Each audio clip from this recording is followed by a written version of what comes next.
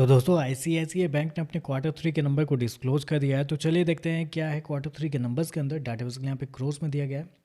तो देखिए पिछले क्वार्टर की बात करते हैं तो पिछले क्वार्टर में कंपनी 49,333 करोड़ का टोटल इनकम जनरेट की थी। पिछले साल 48,367 करोड़, जबकि अभी देखें तो कंपनी का टोटल इनकम 49,334 करोड़ आपको देखने को मिला। तो कंपनी का टोटल इनकम देखें क्वार्टरली बेस पर फ्लैट आपको देखने को मिला है, जबकि साल से साल जाते थे लगभग 2% के आसपास की तेजी आपको देखने को मिली है। इंटरेस्ट इनकम की बात करते हैं, पिछले क्वार्टर में 41,757 करोड़ जनरेट किए थे। पिछले साल 41,299 करोड़, अभी देखें तो 41,965 करोड़ आपको जाता हुआ देखने को। तो यहाँ पे देखें तो कंपनी का इंटरेस्ट इनकम साल से साल क्वार्टर क्वार्टर बढ़ते हुए देखने को मिला है। ज़्यादा बड़ा जंप नहीं है, क्वार्टरली बेस पे आधा परसेंट, साल से साल 1.5% के आसपास की तेजी आपको देखने को मिली है। चलिए कंपनी के नेट इंटरेस्ट इनकम की बात करते हैं, यानी कि एनआई की बात कर लेते हैं। तो पिछले साल कंपनी का जो नेट इंटरेस्ट इनकम था वो था आपका 20,371 करोड़। पिछले क्वार्टर की बात करते हैं तो पिछले क्वार्टर में 21,529 करोड़ था, जबकि इस क्वार्टर में देखते हैं तो कंपनी का इंटरेस्ट इनकम 21,932 करोड़ आपको जाता हुआ देखने को। तो कंपनी का नेट इंटरेस्ट इनकम देखें तो आपको साल से साल क्वार्टर क्वार्टर एक अच्छा खासा जंप आपको देखने को मिल रहा है। साल से साल लगभग 7.5%, जबकि क्वार्टरली बेस पे जाते हैं तो यहाँ पे भी लगभग 2% के आसपास की तेजी आपको देखने को मिली है। मेरे पास मल्टीपल ब्रोकरेज हाउस की रिपोर्ट है जो कि आपके सामने आ चुका होगा, उसमें अगर आप गौर करते हैं तो मोस्टली ब्रोकर का मानना भी था कि कंपनी का जो नेट इंटरेस्ट इनकम है इसी के आसपास आपको जाता हुआ देखने को मिल सकता है, क्योंकि जो एवरेज अनुमान निकल के आता है वो आपका निकल के आता है 22,100 करोड़ के आसपास। तो आप कर सकते हैं जितना मार्केट का अनुमान था उसके आसपास या इनलाइन ही कर सकते हैं आप बेसिकली। तो रेवेन्यू इनलाइन है, लेकिन साल दर साल क्वार्टर क्वार्टर एक अच्छा खासा जंप आपको देखने को मिल रहा है।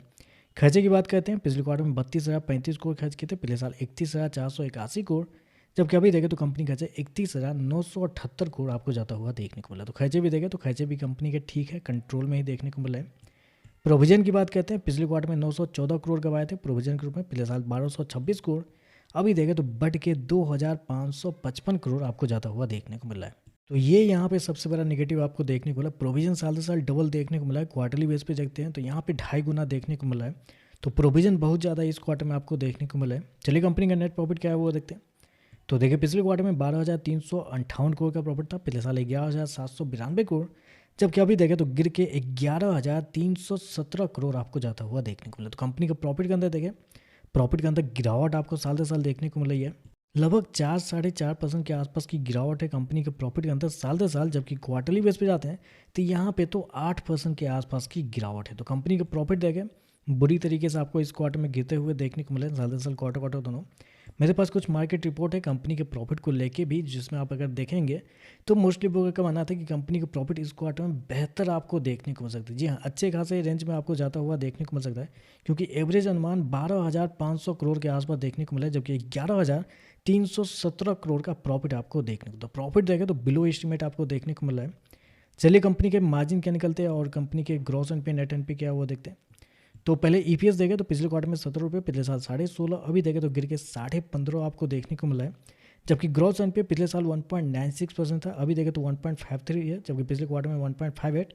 जबकि नेट एनपीए 0.42 से गिर के 0.37 है, पिछले क्वार्टर में 0.39 के आसपास। तो पूरे नंबर में हर एक चीज़ अच्छा था, लेकिन एक ही चीज़ ने पूरे नंबर को ख़राब कर दिया, जो कि है प्रोविज़न।